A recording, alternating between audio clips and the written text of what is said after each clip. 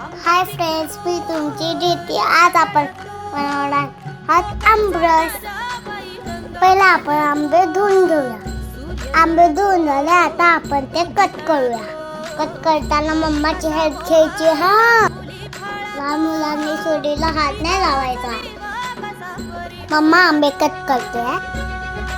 तोपर्यंत आपण मिक्सरमध्ये साखर टाकून घेऊया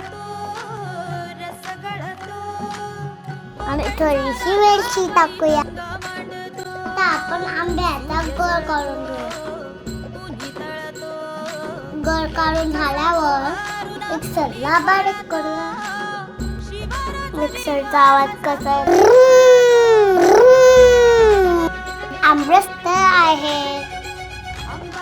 आता वाटीमध्ये काढून घेऊया आणि टेस्ट करूया. आमरस खूप छान झालाय. तुम्ही पण ट्राय करून बघा.